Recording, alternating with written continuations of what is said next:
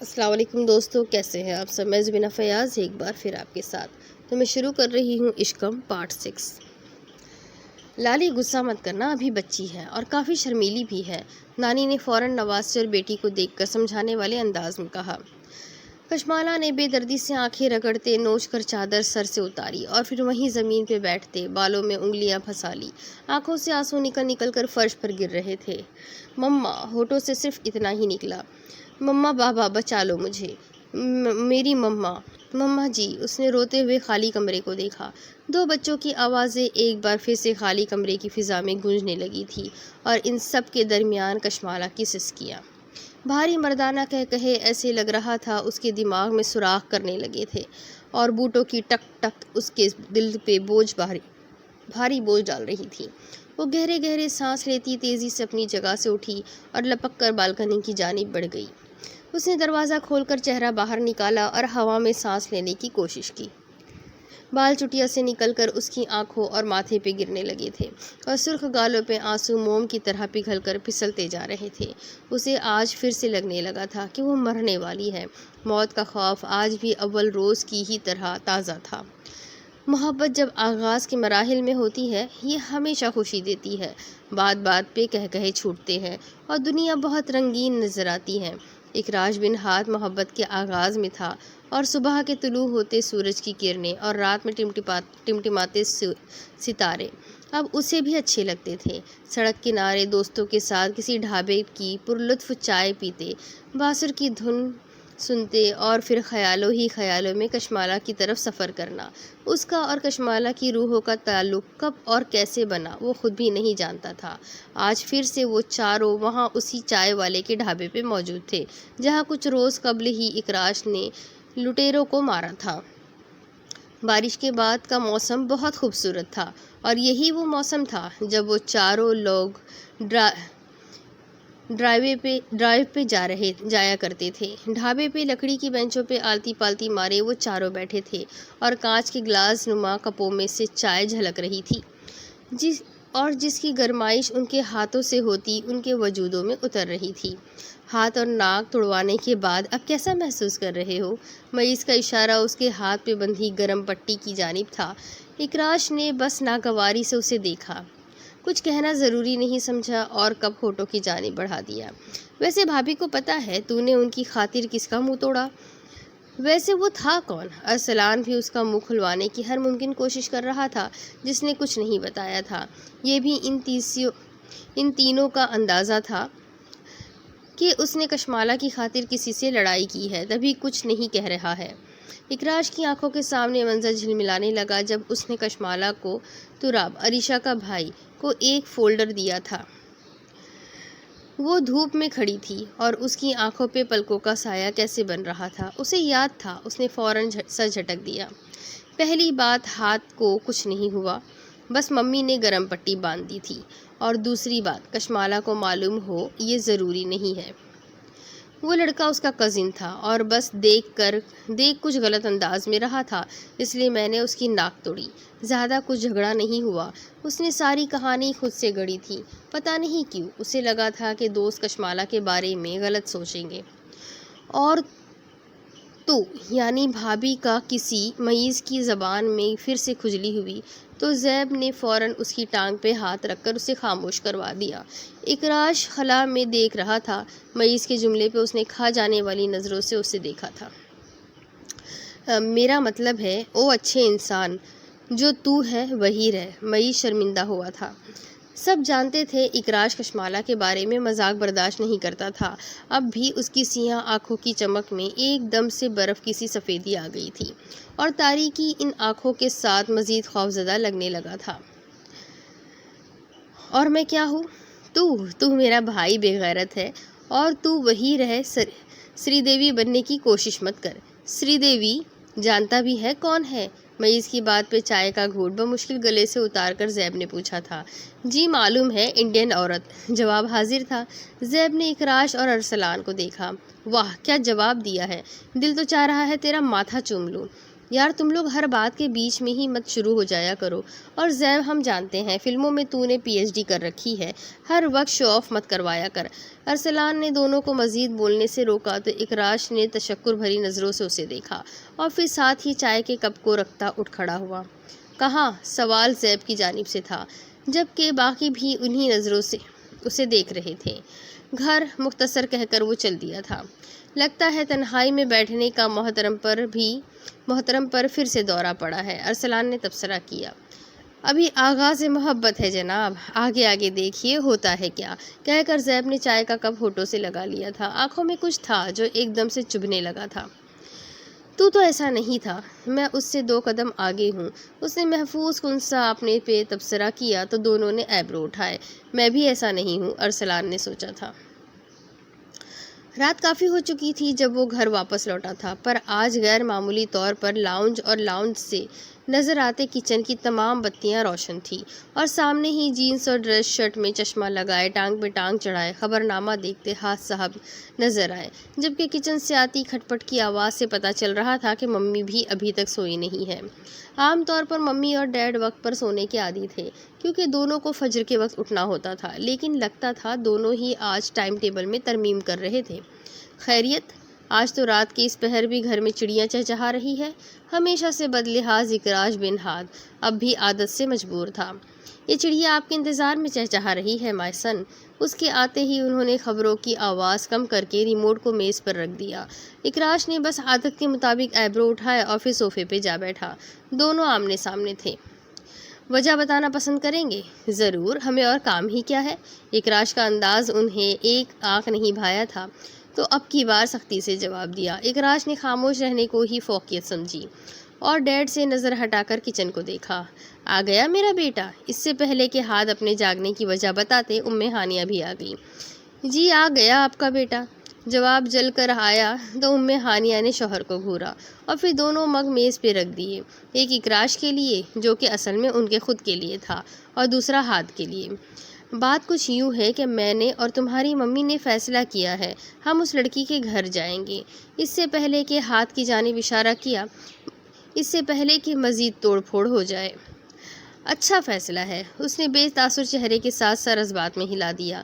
اسے اس سے کوئی خاص فرق نہیں پڑتا تھا کہ ممی ڈیڈ جاتے ہیں یا نہیں، جو اس کا تھا وہ اسی کا تھا، کسی کے جانے یا نہ جانے سے کوئی فرق نہیں پڑنے والا تھا۔ کب جانا ہے؟ جب تم ہمیں اس کے گھر کا پتہ دو گے۔ ہانیہ کی مسکراہٹ دیدنی تھی۔ اکراش نے دونوں ایبرو اٹھائے۔ عادتیں جو فائدہ دیتی ہے اور نقصان بھی۔ اور آپ کو کیوں لگتا ہے کہ میرے پاس اس کا پتہ ہوگا؟ کیونکہ ہم تمہیں اچھے سے جانتے ہیں، تمہاری آوارہ گردیوں سے واقف ہیں اور تمہارے تمام کرتوت ہماری نظروں میں ہوتے ہیں۔ ہاتھ نے چبا چبا کر کہا تو اکراش نے ہنس دیا۔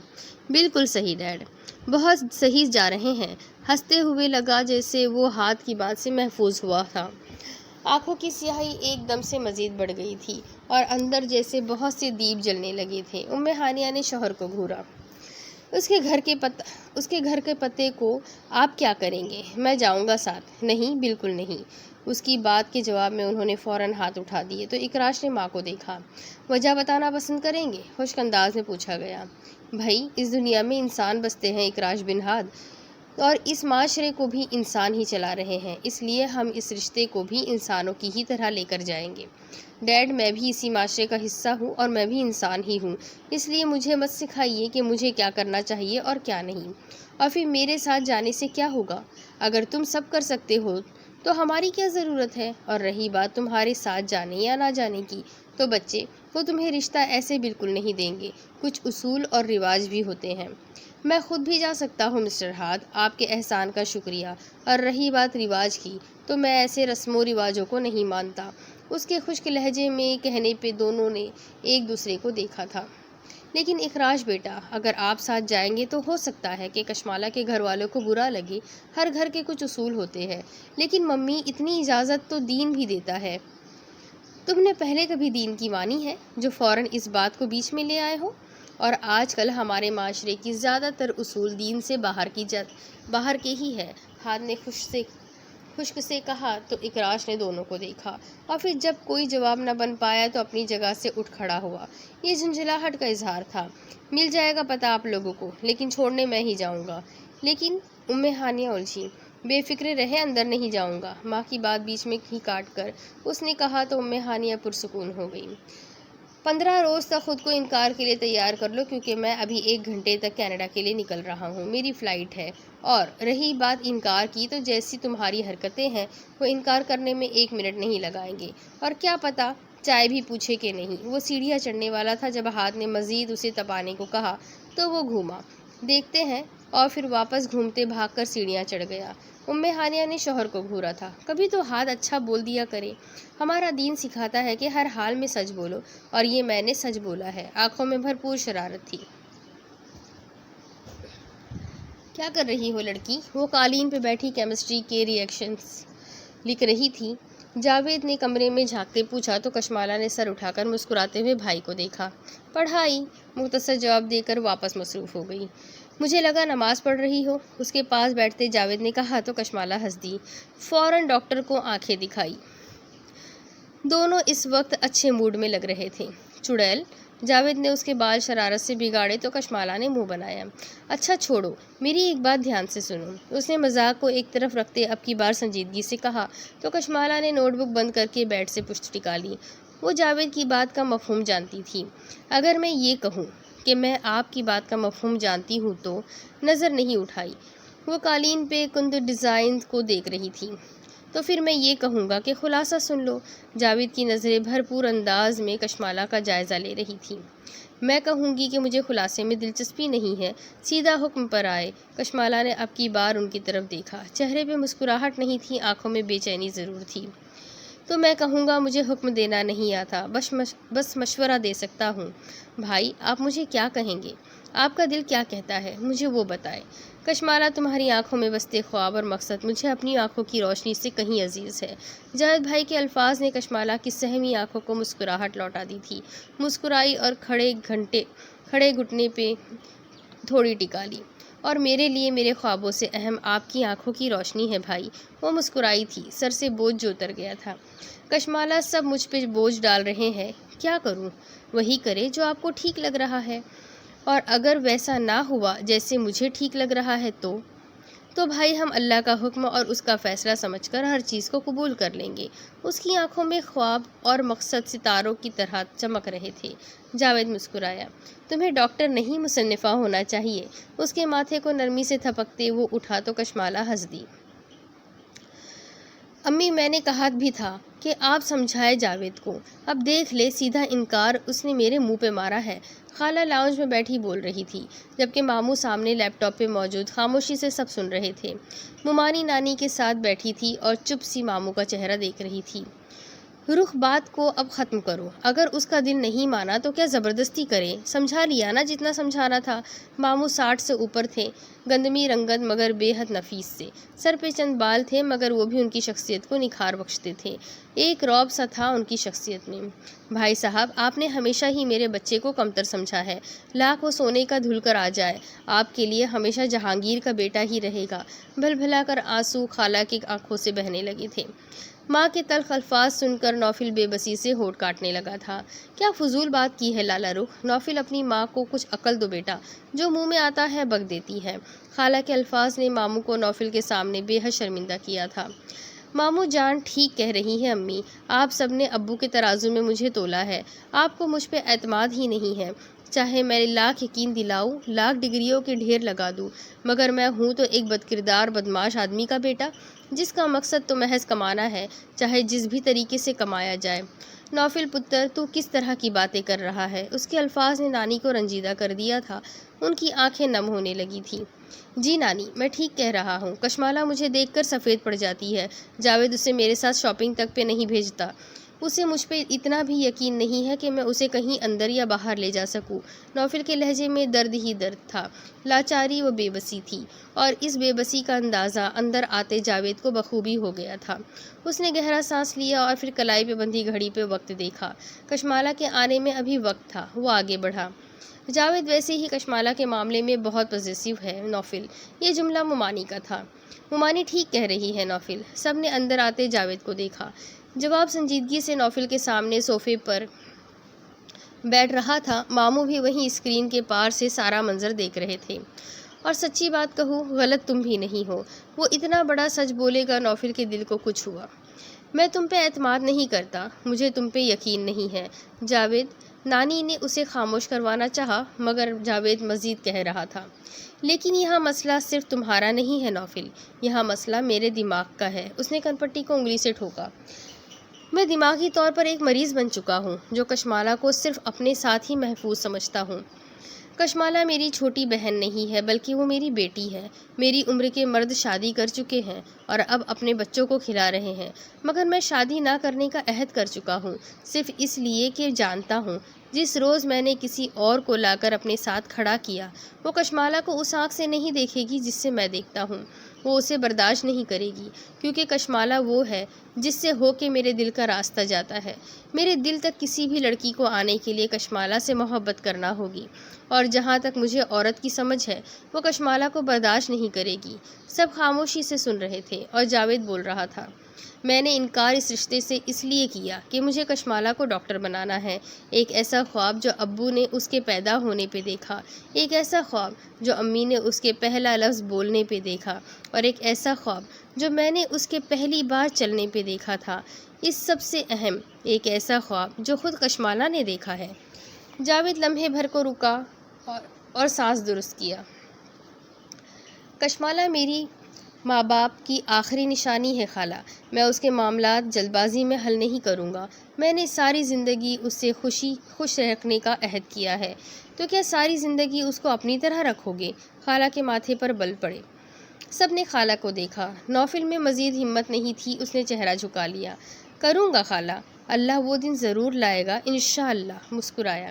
مجھے اس دن کا بے صبری سے انتظار ہے، لیکن اس کی شادی تب ہوگی جب وہ بہت مضبوط ہو جائے گی، جب بات بات پہ اسے رونا نہیں آئے گا، جب زیادہ لوگوں کو دیکھ کے وہ اٹکے گی نہیں، اس کے پسینے نہیں چھوٹیں گے، ڈر سے حق بات کہنا نہیں چھوڑے گی۔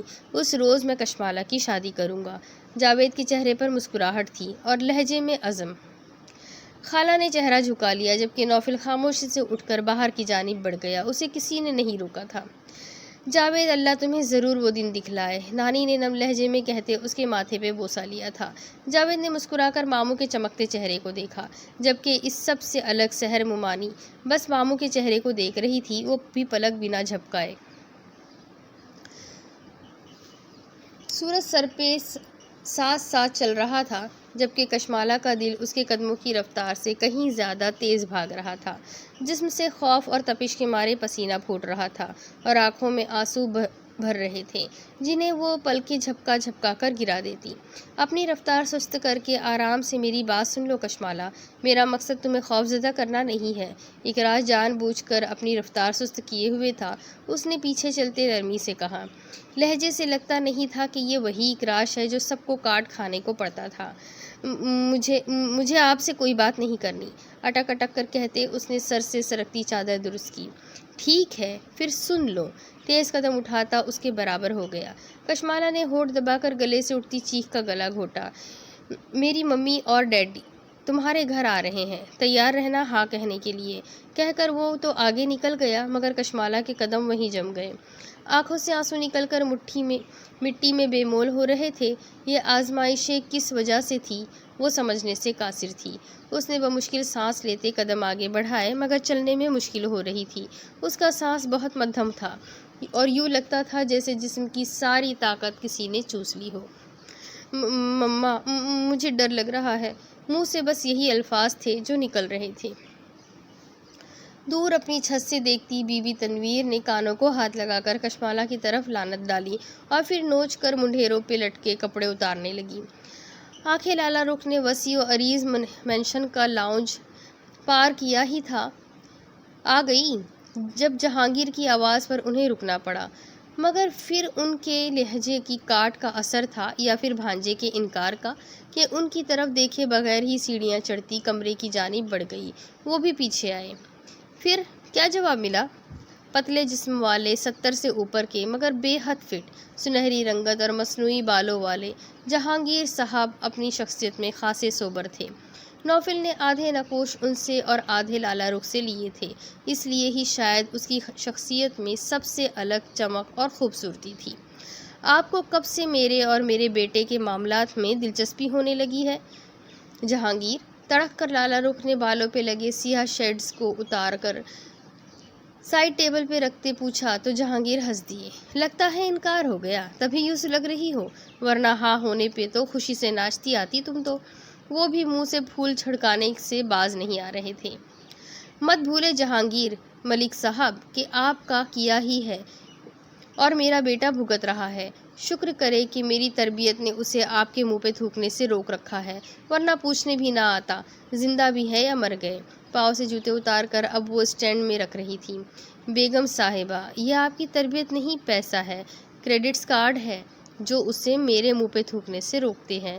جس شان سے وہ اس گھر میں رہ کر زندگی گزار رہا ہے، ایسی زندگی قسمت والوں کو ملتی ہے۔ ان کے لہجے میں طنز اور تمسخر تھا۔ نہیں جہانگیر، یہ ہماری بدقسمتی ہے اور ہم اس امتحان میں ڈالے گئے ہیں۔ مجھے میری آپ سے محبت یہاں سے جانے سے روکتی ہے اور اسے اس کی اچھائی۔ تو مت کرو مجھ سے محبت، کون کہتا ہے کرنے کو؟ لالا رخ کی بات پہ مسکراتے وہ ان کی جانب بڑھے اور ان کے بالوں کو نرمی سے ان کے چہرے سے ہٹانے لگے۔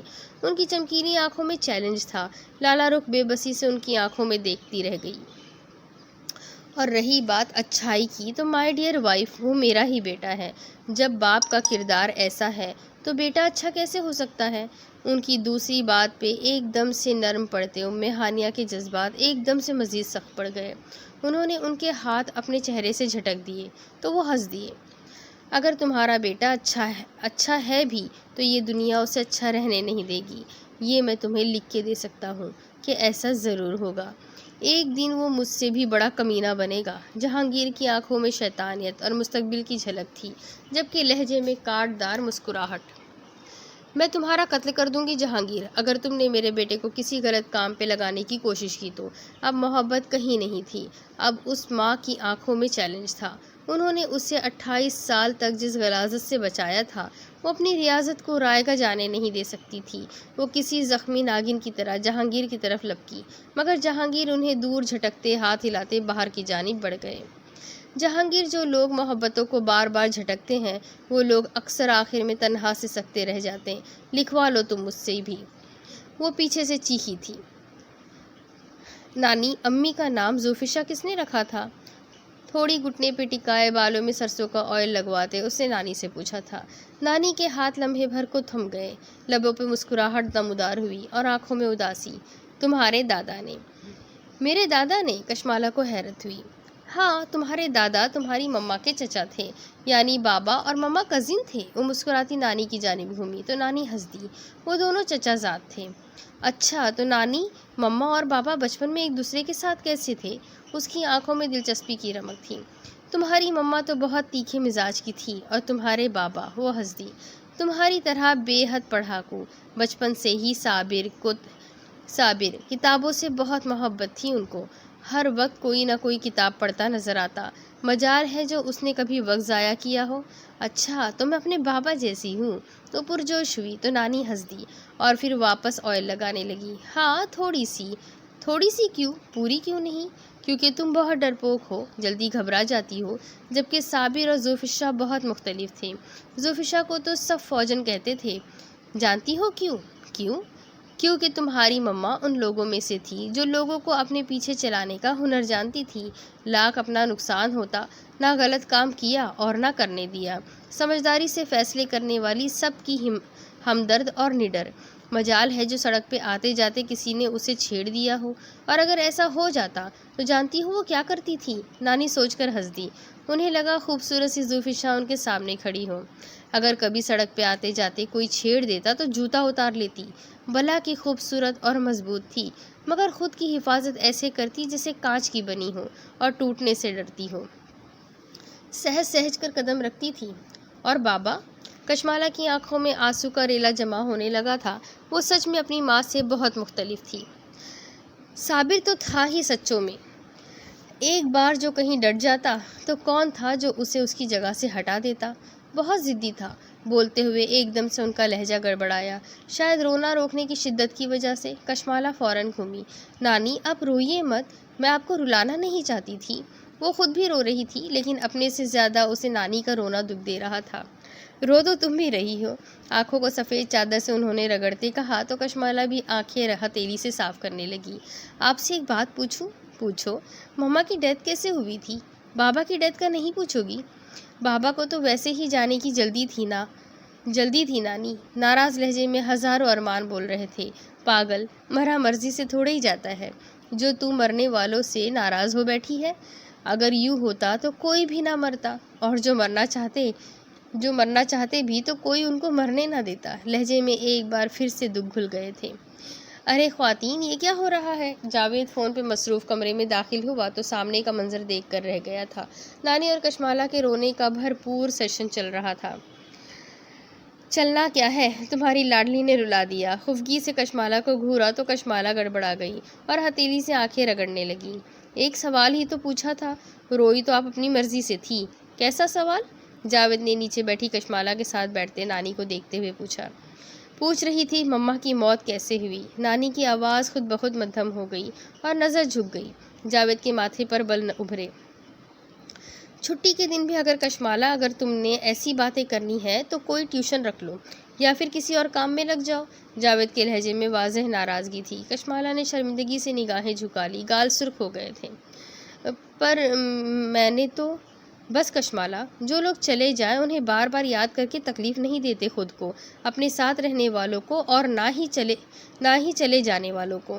امی کا وقت پورا ہو گیا تھا اس لیے وہ چلی گئی، اب مزید یاد کر کے ہمیں کسی مشکل میں مت ڈالو۔ جاوید نے اچھی خاصی اسے سنا دی تھی۔ کشمالہ تیزی سے اپنی جگہ سے اٹھی اور پھر کسی طرف بھی دیکھے بغیر کمرے سے باہر نکل گئی۔ بھائی کا ڈانٹنا اس سے برداشت نہیں ہو رہا تھا۔ یہ کیا طریقہ تھا بات کرنے کا؟ وہ روتی گئی ہے۔ نانی کی بات پہ جاوید نے بس گہرا سانس لیا اور پھر سر ان کے گھٹنے پہ ٹکا دیا۔ نانی، وہ آگ کو ہوا دے رہی ہے، اب نہ روکتا تو شاید کبھی بھی نہ روک پاتا۔ مگر جاوید، وہ بچپن سے ہی اس سوال کے بارے میں الجھتی رہی ہے، ہمیشہ اس کو نئی سے نئی بات بتا دی جاتی ہے۔ تم لوگ اس کو ایک بات بتا دو، کوئی ایک بات جس سے اس کا اندر پرسکون ہو جائے۔ جو سوال اس کو اندر سے جلاتے ہیں، کہیں وہ ان میں بہہ کر نقصان نہ کر دے۔ جاوید کی پریشانی وہ سمجھ سکتی تھی۔ اس نے بے بسی سے آنکھیں موند لیں۔ جس آگ میں وہ جل رہا تھا، جس تکلیف میں وہ تھا، وہ اسے اس تکلیف میں نہیں دیکھنا چاہتا تھا، لیکن وہ باز نہیں آ رہی تھی۔ وہ کیا کرتا؟ کیا جو ہم سب نے کیا تھا، کیا ہم اس سے پرسکون ہو گئے نانی؟ وہ کیا پوچھ رہا تھا نانی سمجھ گئی تھی۔ ہم نے 10 سال قبل جو فیصلے کیے وہ خود کو پرسکون کرنے کے لیے نہیں کیے تھے جاوید، یہ سب تو ہم نے باقی سب کی بھلائی کے لیے کیا تھا۔ تو اس سب میں ہمارا سکون کہاں گیا نانی؟ وہ تو ہمارے اندر ہوتا ہے، باہر کہاں ڈھونڈ رہے ہو؟ باہر کہیں سے نہیں ملے گا۔ شاید آپ ٹھیک کہہ رہی ہے۔ آنکھیں بند کیے اس نے اپنا سر ہولے سے ہلا دیا۔ نانی افسردگی سے اس کے بالوں میں ہاتھ چلانے لگی۔ اب اس کے آگے کی سٹوری میں آپ کو اگلی قسط میں سناتی ہوں کہ آگے کیا ہوگا۔ یہ جاننے کے لیے میرے ساتھ بنے رہیں، اگلی قسط میں پھر ملیں گے، تب تک کے لیے اللہ حافظ۔